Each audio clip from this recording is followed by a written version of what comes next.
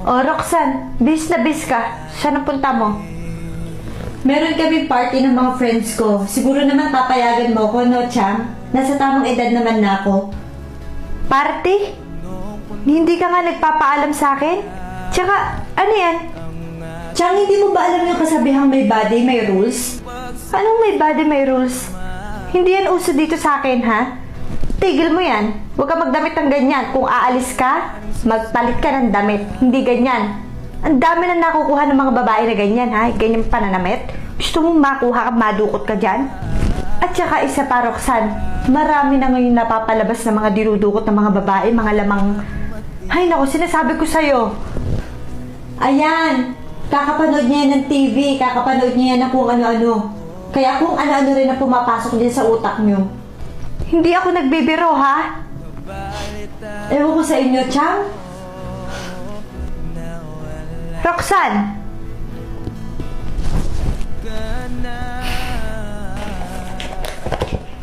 Wala na, isa na lang. Ano ba yan? Chang! Wala na akong pampa-sexy. Baka naman pwede mo akong bilhan. Ay, ano ba yan? Hindi ko pa nga nababayaran yung tubig. Meron na naman. Ano na naman ba kasi yan? Sige na, Chang. Magsi-7-7 na. Magsisale na to. Sige no. Please. Okay, sige. Pasalamat ka at 7-7 at nag-sale yan. Basta, eto ha. Nagkakaroon tayo ng deal. Magtitino ka na. Naintindihan mo? Okay, fine. Sige. Basta bilang mo ko nito ha. Para saan ba yan? Nakaka-sexy kasi to, Chang. Kapag ka medyo tinatamad ka mag-workout or masyado kang mahilig kumain, kagaya ko, eto lang yung panlaban para maiwasan tumaba. O siya, sige. Malinaw ang usapan natin, ha? Pasok na ako sa kwarto ko. Magtitimpla pa lang muna ako. Di ba't sinabi mo sa akin nasa tayo? Aba, Roxanne, saan ka na naman pupunta? Meron ulit kami lakad ng mga friends ko. Lakad na naman? Ay, hindi ka aalis. Hindi pwede. Siyang naman? Bakit naman hindi pwede? Aba, Roxanne, matigil ka naman dito sa bahay. Panay nalakad mo. Nung nakaraan nakalakad ka na, ay sinasabi ko sa'yo, pag ikaw nadukot talaga. Tiyang, nung isang araw sabi nyo, may mga napapahamak na babae, may mga nadudukot, may mga... Nakauwi naman ako. Pwede ba? Huwag niyong OA yan. Ang OA niyo eh. Akala mo naman talaga siguro ako yung nagbibiro, no? Sinasabi ko sa'yo, hindi ka aalis, ako ang susunod. Hay nako, kahit pagbawalan niyo ako, pupunta pa rin ako. Talaga. Talaga. Pasok. Pumasok ka sa kwarto mo. Pasok!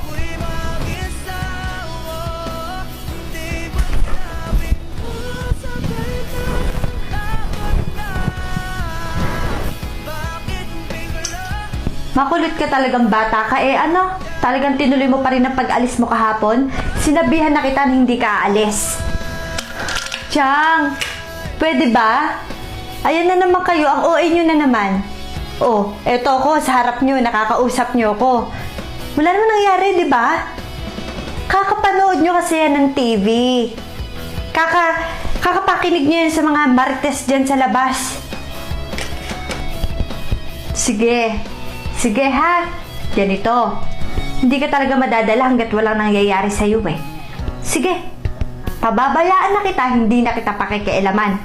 Bahala ka dyan sa buhay mo.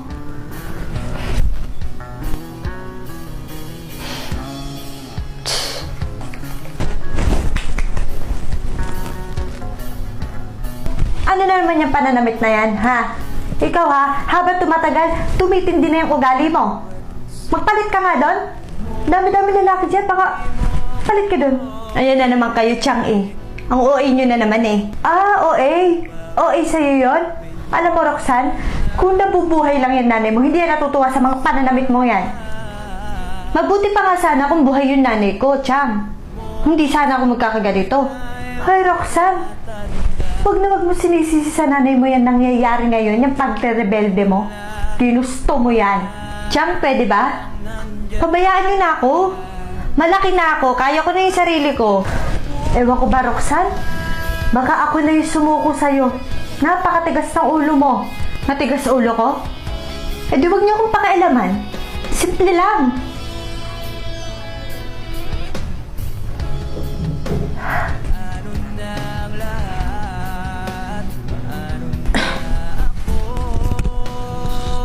Ano? Lasing ka? Talaga naman. Oh, nakauwi naman ako, di ba? Ano pa ba? Ano pa ba sasabihin mo? Hindi na kita nakikilala, Roxanne. Alam mo, kung nakikita ka ngayon ng nanay mo, sigurado ako galit na galit yun sa'yo. Pwede ba, Chang? Paulit-ulit ko na lang ba sasabihin sa inyo? Malaki na ako, hindi nyo na ako kailangan sabihan ng sabihan. Hoy, Roxanne, kung alam ko lang na magkakaganyan ka, edi sana hindi ka na lang pinanganak ng nanay mo. Edi sana ngayon, buhay ang nanay mo. Eh wala eh. Mahal na mahal ka ng nanay mo eh. Mas pinili niya na ikaw ang mabuhay kesa siya. Ano sabi mo, Chang? Oh, nagulat ka. Diba gusto mo malaman yung totoo? Yung nanay mo pinapili ng doktor kung sino ang mabubuhay sa inyong dalawa. Kung ikaw o siya. Kaya ikaw, Roxanne, kung magre-rebelde ka, ha? Sisirain mo buhay mo? At ako ang pahihirapan mo? Mahiya-hiya ka. Eh, bakit hindi niyo sinabi sa akin? Paano ko sasabihin sa'yo? Kailan ka ba nakinig sa akin? Ha? Matigas ang ulo mo, di ba? Chang naman. Naging saksi ka na nga sa pagre-rebelde ko. Sana man lang nung una pa lang sinabi mo na. Pwede sana hindi na lang ako nagkaganito.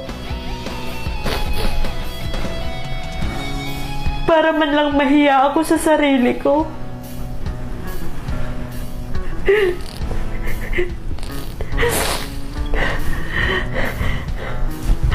Buong buhay ko akala ko ayaw lang ako alagaan ni nanay.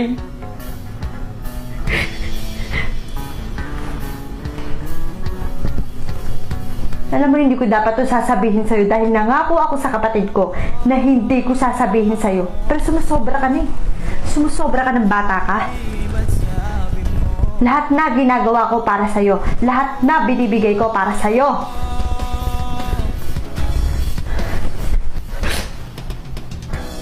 Ultimo ito.